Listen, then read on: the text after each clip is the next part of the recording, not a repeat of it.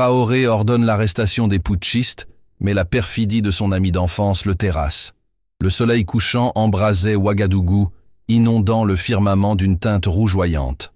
Le capitaine Ibrahim Traoré, jeune président de transition du Burkina Faso, arpentait d'un pas résolu les corridors du palais présidentiel. Son visage, d'ordinaire imperturbable, laissait transparaître ce soir une tension palpable. Ses yeux, légèrement bridés, scrutaient chaque angle, chaque zone d'ombre. « Monsieur le Président, ils vous attendent !» annonça son aide de camp en ouvrant les portes de la salle de crise.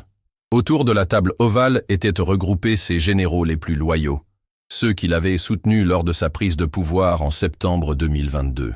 L'atmosphère était pesante, électrique. Le silence était roi. Traoré prit place à l'extrémité de la table et inspira profondément. « Messieurs, j'ai reçu des informations qu'il est impératif de prendre en compte, déclara-t-il d'une voix grave en posant un dossier rouge sur la table.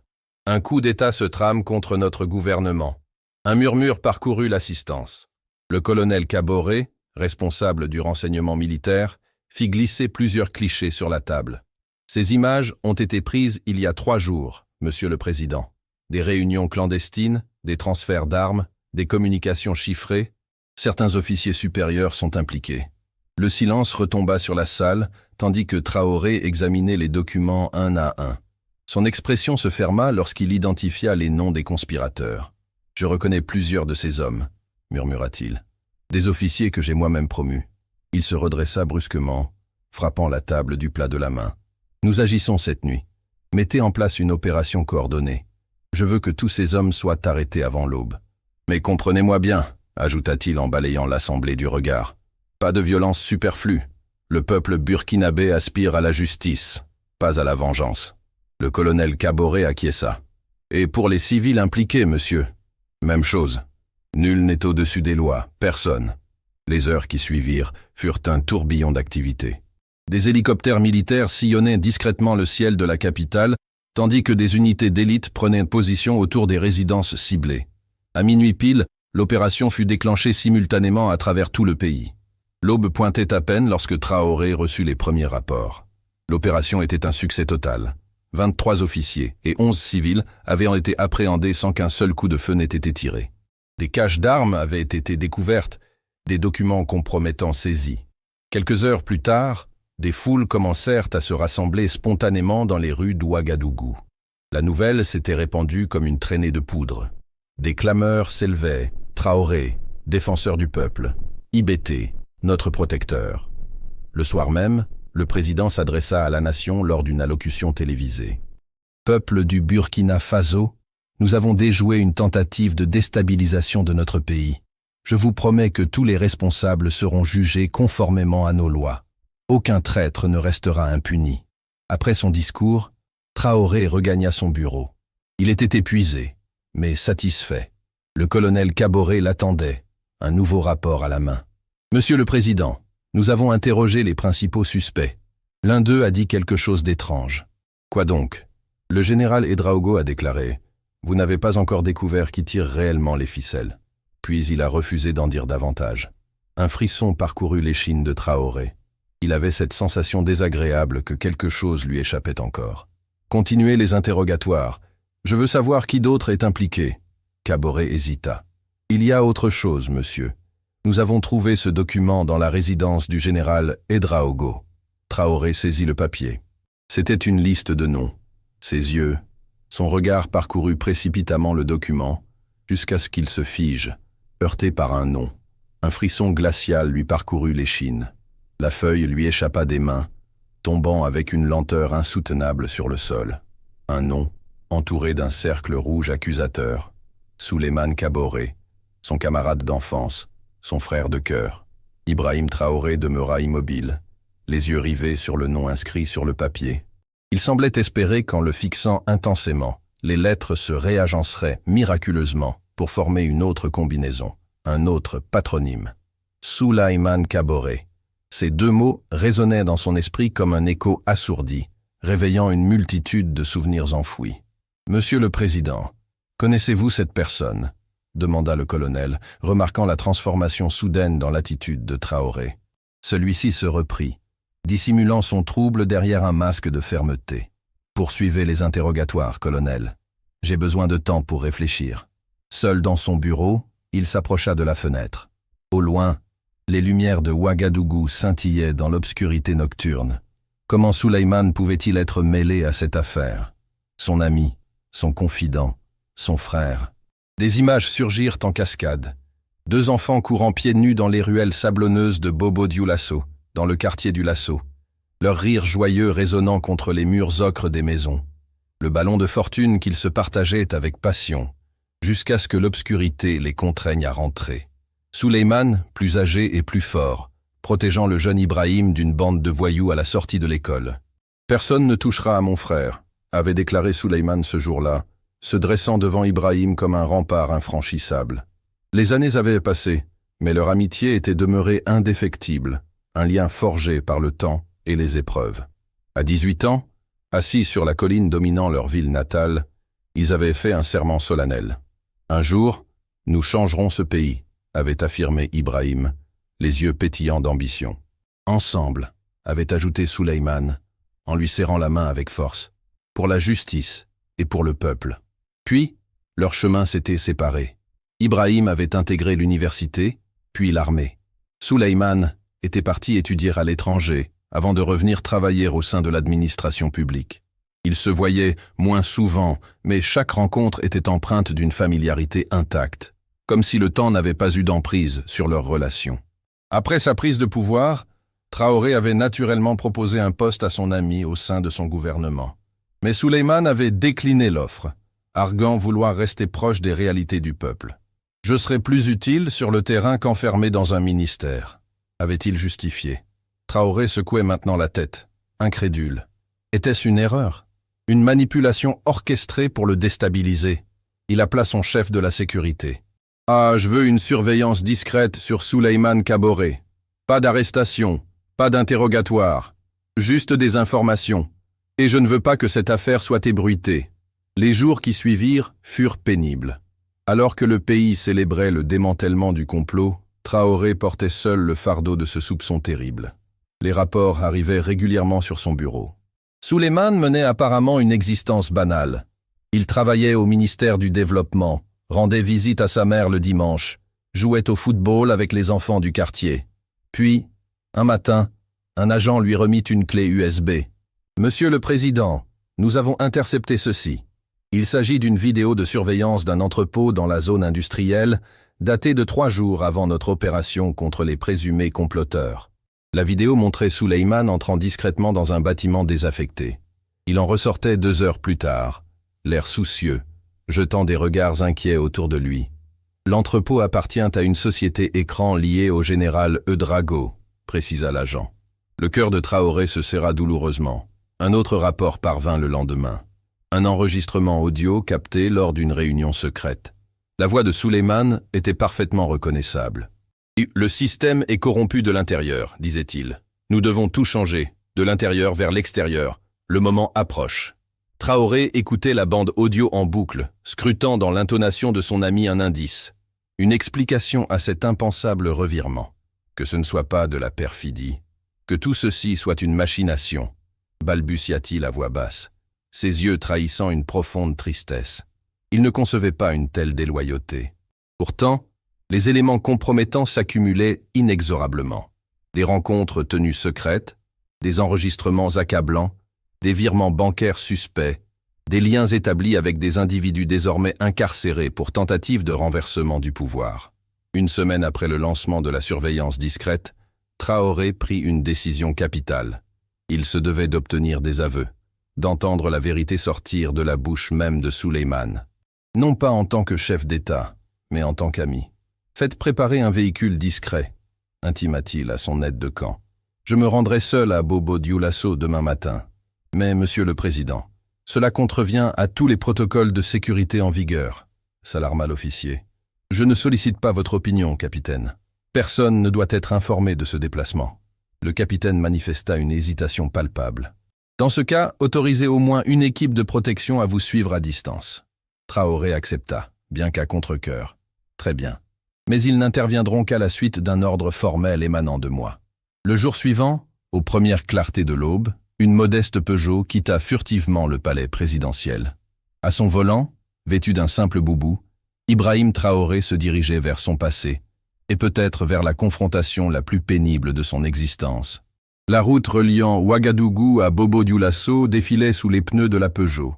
Ibrahim Traoré conduisait en silence, son esprit tourmenté par des interrogations lancinantes. L'austérité du paysage de la savane burkinabé offrait un contraste saisissant avec la tourmente qui sévissait dans son fort intérieur. Après 5 heures de trajet, il parvint enfin aux abords de Bobo-Dioulasso. La seconde ville du pays n'avait guère évolué depuis son enfance. Les mêmes artères poussiéreuses, les mêmes marchés aux couleurs chatoyantes, la même grande mosquée dont le minaret s'élevait fièrement vers le firmament. Traoré contourna le centre urbain, empruntant des chemins de traverse qu'il connaissait sur le bout des doigts. Son véhicule s'engagea finalement sur une piste de terre menant à un village isolé, situé à une dizaine de kilomètres de la ville. C'était là que la famille de Souleymane possédait une demeure depuis des générations, un lieu où ils s'étaient souvent réfugiés durant leur adolescence pour échapper à l'effervescence citadine. Il stationna la voiture à l'ombre d'un baobab séculaire et descendit, inspectant les environs. Aucune présence humaine, à l'exception de quelques chèvres broutant nonchalamment l'herbe rare. L'équipe de sécurité, qui l'avait suivi discrètement, se positionnait aux alentours, invisible mais présente. La maison était restée inchangée. Une simple construction en terre battue, coiffée d'un toit de chaume, agrémentée d'une petite véranda ombragée. Traoré s'approcha lentement, le cœur battant la chamade. Il était certain que Souleymane se trouvait à l'intérieur. Ses agents l'avaient confirmé. Il s'immobilisa devant la porte close, hésitant un instant, puis frappa 3 coups secs. Nulle réponse. Il poussa délicatement la porte, qui s'ouvrit sans offrir de résistance. L'intérieur était plongé dans une semi-obscurité, offrant un refuge bienvenu contre la chaleur accablante de l'après-midi. Ses yeux s'habituèrent peu à peu à la pénombre. Au centre de la pièce principale, agenouillé sur un tapis de prière, se trouvait Souleymane Kaboré. Il achevait sa prière, semblant ignorer la présence de son visiteur. Traoré patienta en silence, observant cet homme qu'il connaissait depuis l'enfance, scrutant sa silhouette à la recherche d'un indice de la trahison qu'il redoutait. Souleymane se releva enfin et se tourna vers lui. Leurs regards se croisèrent. Le temps sembla suspendre sa course. « Je savais que tu viendrais », prononça finalement Souleymane d'une voix calme. Tôt ou tard, Traoré resta immobile, analysant le visage de son ami d'enfance. Il y discernait les mêmes traits familiers, mais aussi quelque chose de nouveau, de dur, qu'il ne reconnaissait pas. « Pourquoi ?» demanda-t-il simplement, sa voix légèrement tremblante, malgré ses efforts pour conserver une apparence impassible. Souleymane soutint son regard, impassible. « Parce que tu nous as oubliés, Ibrahim. »« N'avez-vous donc rien gardé en mémoire? De quoi parlez-vous donc? De nos aspirations? De nos engagements mutuels ?» Souleymane effectua un ample mouvement de bras, embrassant l'espace environnant. « Voyez ce qui vous entoure.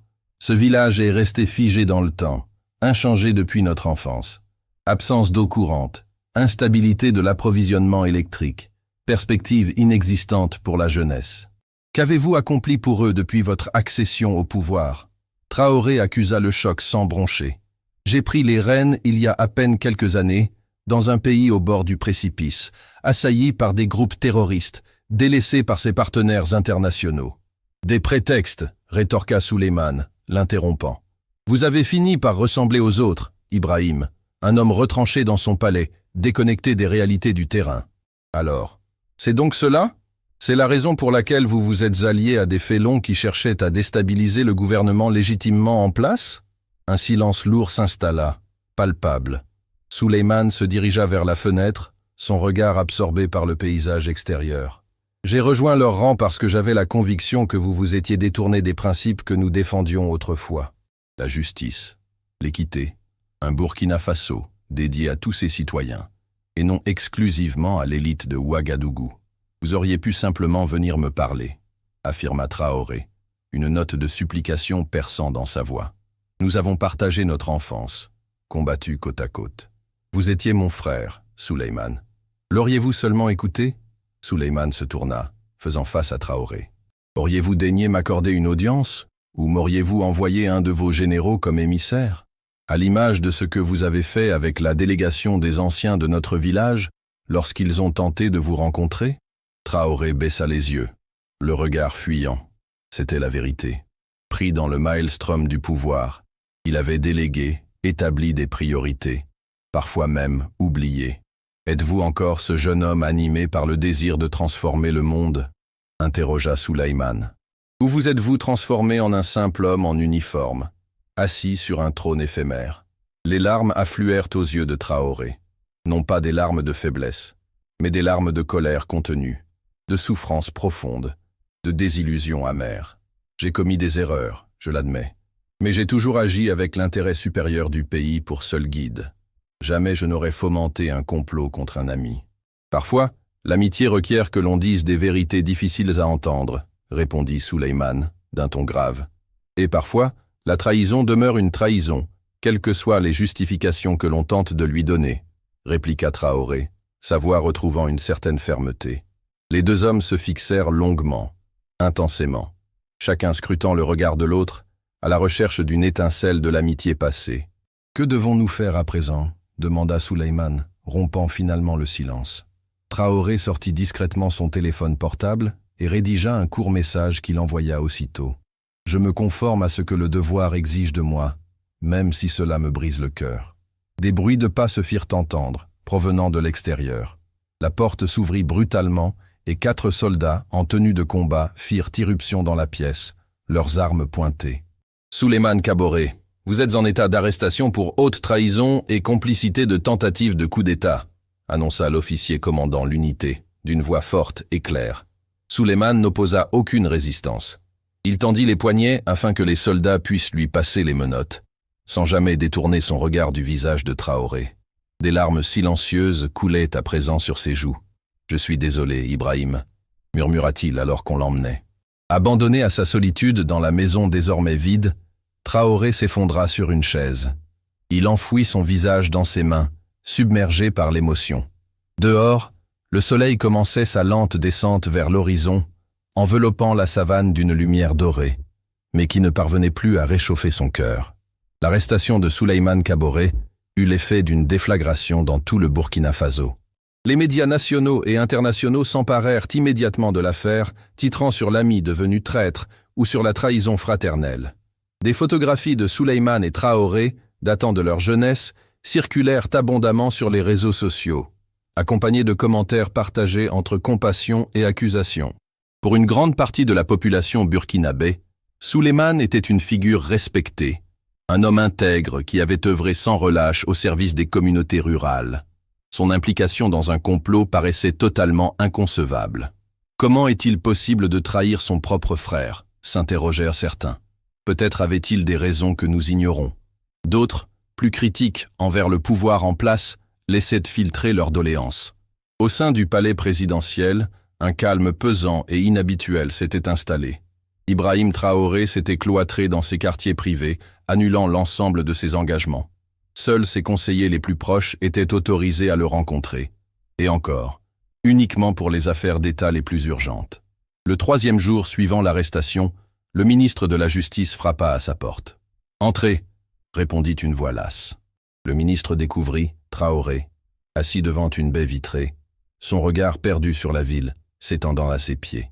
Un amoncellement de dossiers en souffrance jonchait son bureau. « Monsieur le Président, nous devons aborder la question du procès des putschistes. » Traoré ne réagit pas immédiatement. Son attention était captivée par un ancien cliché qu'il tenait serré dans sa main.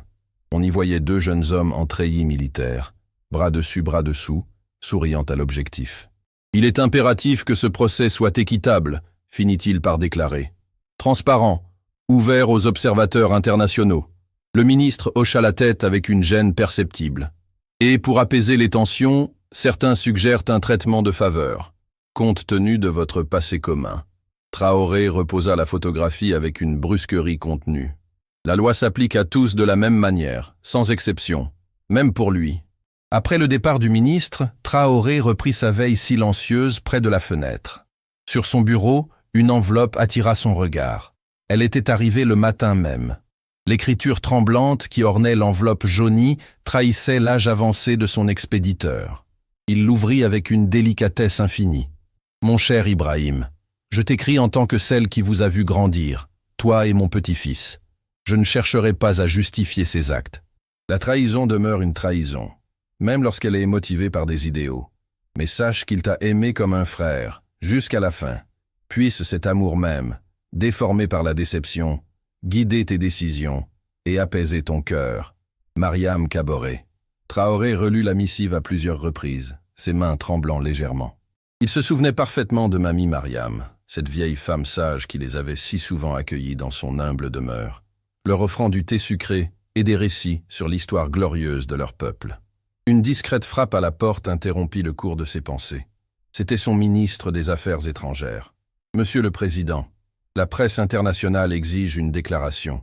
Votre silence ne fait qu'alimenter les spéculations. » Il hésita avant d'ajouter « Certains murmurent que cette affaire vous a anéanti. » Traoré laissa échapper un rire dépourvu de joie. « Anéanti ? Non, transformé, assurément. Nous pourrions rédiger un communiqué ferme, soulignant votre détermination face à la trahison. »« Non, » l'interrompit Traoré. « Je m'adresserai moi-même à la nation ce soir. » Cette nuit-là, lors d'une allocution télévisée empreinte de sobriété et d'émotion, Ibrahim Traoré s'adressa directement à son peuple. « Citoyens du Burkina Faso, je m'adresse à vous non seulement en tant que votre président, mais aussi en tant qu'un homme qui a dû affronter l'une des épreuves les plus douloureuses qui soient, la trahison d'un ami cher. » Il marqua une pause, luttant visiblement pour conserver sa contenance. « La justice suivra son cours pour tous les accusés, sans exception. Mais je tenais à vous confier que la véritable souffrance ne provient pas de la tentative de coup d'État. Elle est née de la perte d'un frère. » Dans tout le pays, les Burkinabés contemplaient leur jeune président avec un mélange de respect et de compassion. Pour la première fois, ils voyaient au-delà de l'uniforme et du titre un homme vulnérable, blessé, mais toujours debout. « Je vous promets de ne jamais oublier les raisons pour lesquelles j'ai accepté cette responsabilité. Servir chaque Burkinabé, dans chaque village, dans chaque quartier. Si jamais je venais à manquer à cette promesse, je vous demande pardon, et je m'engage à faire mieux. » Le lendemain, Traoré prit une décision inattendue. Il interdit formellement toute forme de harcèlement ou de représailles. « La justice s'adresse aux coupables, non à leurs familles », affirma-t-il catégoriquement lors d'une rencontre ministérielle. Son ministre de la Sécurité objecta. « Mais, Monsieur le Président, certains membres de sa famille pourraient être impliqués. »« Alors, menez l'enquête avec rigueur », rétorqua Traoré d'un ton tranchant. « Cependant, je ne tolérerai aucune persécution motivée par des liens de parenté. » Les semaines s'écoulèrent. Traoré reprit graduellement ses fonctions, mais ceux qui le connaissaient bien percevaient une métamorphose. Il était devenu plus posé, plus attentif, moins enclin à l'emportement. La trahison l'avait transformé. Un soir, alors qu'il s'attardait à son bureau, son aide de camp lui présenta les quotidiens. « L'opposition prétend que vous êtes devenu faible », fit remarquer l'aide, désignant un article particulièrement virulent. Traoré parcourut rapidement le texte, puis esquissa un sourire empreint de tristesse. « Ils confondent force et rigidité », répondit-il simplement. « La véritable force réside dans la capacité à maintenir sa foi en l'humanité malgré les désillusions. » Il se leva et se dirigea vers la fenêtre, contemplant les lumières de la ville. « Savez-vous ce qui est réellement ardu, capitaine ? Ce n'est pas d'appréhender un adversaire, mais d'arrêter une personne que l'on chérit, tout en étant conscient que c'est la seule action juste. 6 mois s'étaient écoulés depuis l'arrestation de Soulan. Le procès des putschistes battait son plein, suscitant un vif intérêt auprès de la population et des observateurs internationaux. Ibrahim Traoré avait tenu sa promesse. La justice suivait son cours de manière transparente et impartiale, sans ingérence politique.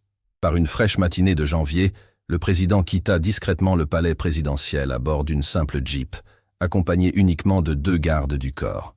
Il arborait une tenue civile, pantalon kaki et chemise blanche, en lieu et place de son uniforme militaire habituel. Le convoi prit la direction de Bobo-Dioulasso, mais ne s'arrêta pas au centre-ville. Il poursuivit sa route jusqu'à un quartier périphérique où se dressait un vieux bâtiment délabré, l'école primaire que Traoré et Souleymane avaient de fréquenter durant leur enfance. L'établissement était dans un état de quasi-abandon. Les murs s'effritaient. Le toit en tôle était criblé de trous. Des pupitres en bois vert écaillé s'amoncelaient dans les salles de classe désertées. Traoré parcourut lentement les couloirs, touchant parfois les murs, comme pour renouer avec son passé. Dans une salle au fond, il découvrit ce qu'il était venu chercher. De vieilles inscriptions gravées dans un pilier. IBT plus ESK, frère pour la vie, avait-il écrit à l'âge de 10 ans. Il resta longuement immobile, contemplant ces lettres maladroites qui témoignaient d'une promesse d'enfance. Puis, avec une détermination renouvelée, il regagna sa Jeep et donna des instructions à son chauffeur. Une semaine plus tard, une conférence de presse fut organisée sur ce même site. Devant les caméras et les journalistes intrigués, Traoré annonça le lancement d'un nouveau programme national intitulé « Frères de la patrie ». Ce programme a pour vocation de former de jeunes leaders dans les quartiers et villages les plus défavorisés du pays, expliqua-t-il. Nous identifierons des talents, nous leur donnerons les moyens d'étudier, de se former, puis de retourner servir leur communauté, car le véritable changement émane de l'intérieur, des jeunes qui connaissent les réalités du terrain. Le projet serait financé par une réduction des dépenses de l'État et par la réaffectation des biens confisqués aux corrompus et aux trafiquants. L'ancienne école serait rénovée pour devenir le premier centre de formation du programme. Les travaux débutèrent, sans tarder. Traoré s'investit personnellement, visitant régulièrement le chantier, échangeant avec les ouvriers, prenant en compte leurs suggestions. Au cours de ces visites, il retrouvait une part de lui-même qu'il avait presque oubliée, ce jeune idéaliste qui croyait sincèrement pouvoir changer le monde.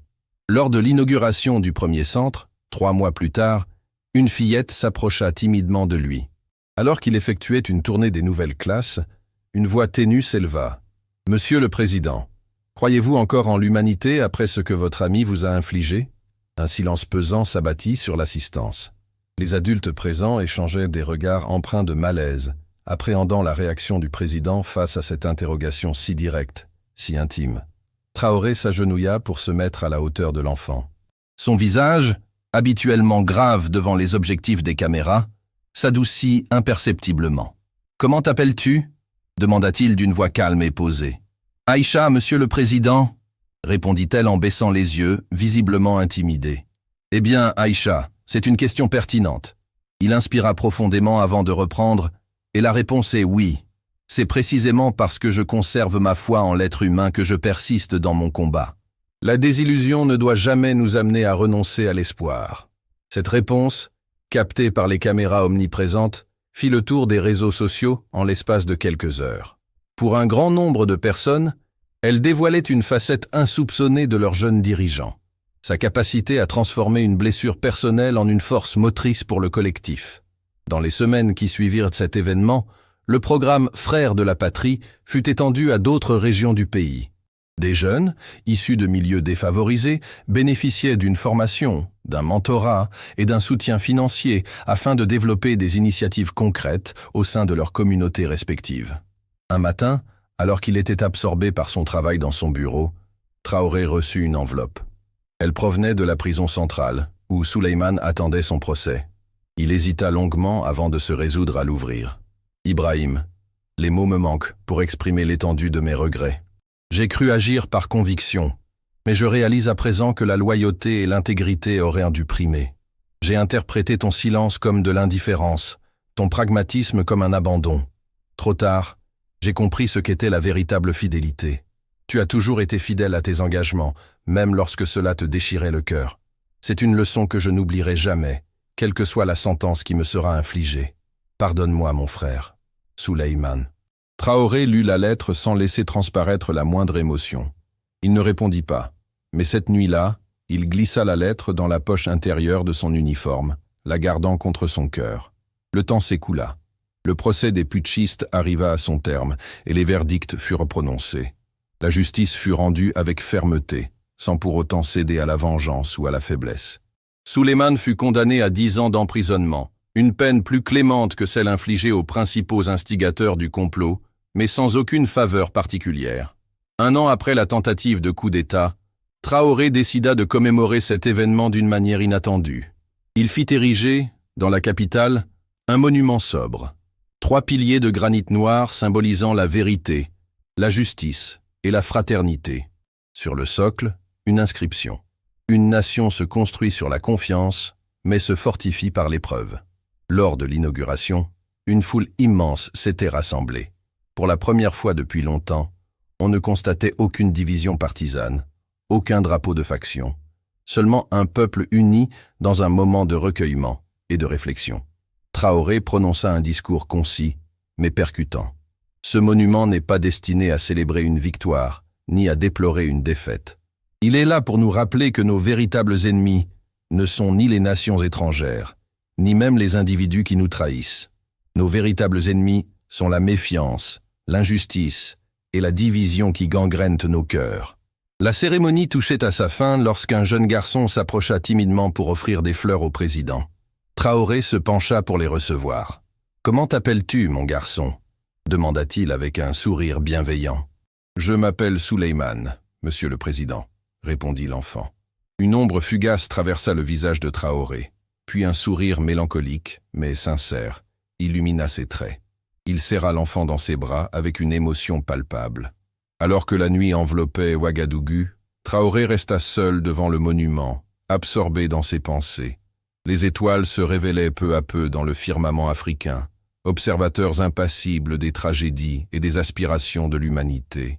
À la fin de ce récit, une sentence s'afficha progressivement sur l'écran obscur. La blessure la plus profonde n'est pas infligée par les armes, mais par celui qui, autrefois, nous a offert son aide.